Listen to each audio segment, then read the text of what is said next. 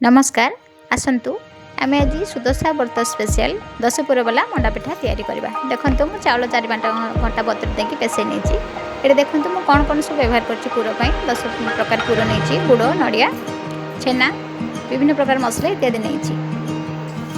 देखो बर्तमान कढ़ई बसवा अल्प टिके पानी दबा खाली गुड़ मेल्ट हाँपाई गुड़ मुझे पकईदेली। ए देखूँ फुटी आसले आम कि पाग बनवा दरकार नहीं। फुटी आसले जेहेतु आम पुर बनवा ना कि पाग आसवा दरकार नहीं। फुटीगला मुझे नड़िया पकईदेवी नड़िया को एपट सेपट भाजी हल्का शुखिला होगले बाकी जिन सब पकईदी।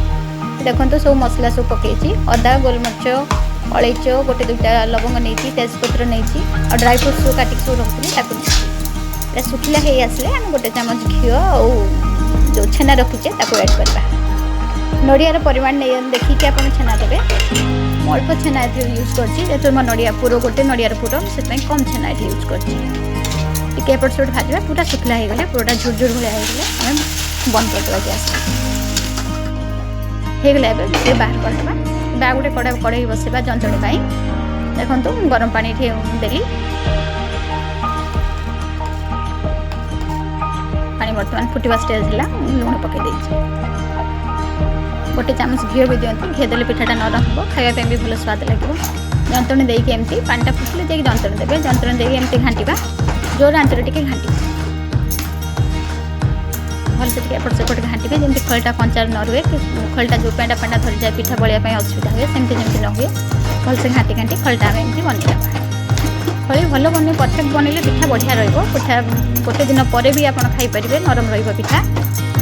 देखो आम खली हो पाखापाखि बर्तमान होगला आम गैस बंद करके 10-15 मिनट आम पिठाटा को ढांकी रखीद।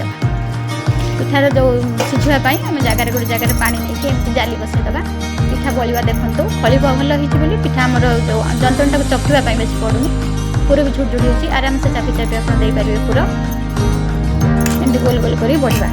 सांग मैंने कमेंट करेंगे क्या क्या मंडा पिठा खावा भल लगे।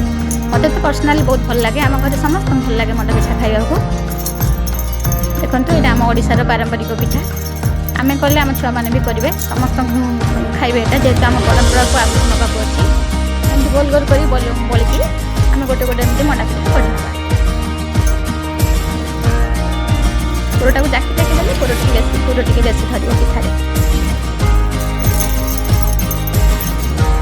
गोटे नड़िया करी मोर खली भी से मोर देखते देखो सब पिठा मुझे गढ़ी से मोर खली कम से कम 15-16टा पिठा होगला।